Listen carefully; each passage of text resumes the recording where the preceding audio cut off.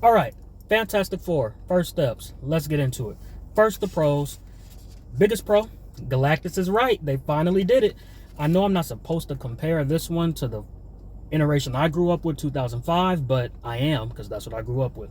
The 2005 Fantastic Four, that series, the part two of that series, Galactus was a giant cloud. Well, not in this one. He's really Galactus and he's really scary. So, I was really worried about how Pedro would do as Mr. Fantastic, but he killed it. He was very nerdy, he was very anxious and awkward, and he's always thinking 10 moves ahead, and he's always planning for the worst case scenario and how to mitigate it.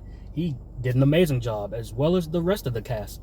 And on that note, I want to say, one thing I appreciate about this one is that everybody's smart.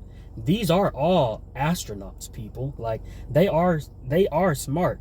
But in this one, everyone contributes to them. Everyone's smart and everyone contributes intellectually. Of course, Mr. Fantastic is still driving the ship, but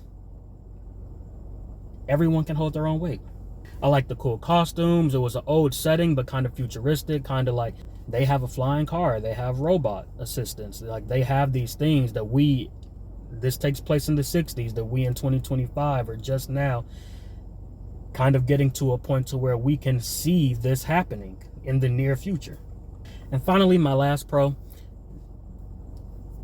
Past Marvel movies have really struggled with taking themselves seriously, and that's not an issue in this one. They do crack jokes. It's still a Disney movie, so it's still not like the super serious tone, but not everything is a joke. You know what I mean? And they finally got over that hurdle, and it's about time.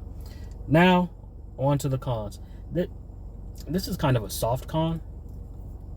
This movie feels like it would have been a really good part two.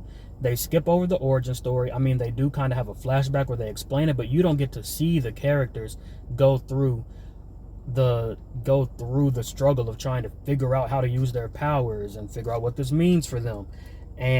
But instead, it's like, oh, we're new parents. How do we figure out how to be a good parent to this child while also being famous, while also trying to save the world? And it's just, I feel like it would have been a really good part two. Next, the CGI could have been better. I mean, it wasn't horrible, but it wasn't great.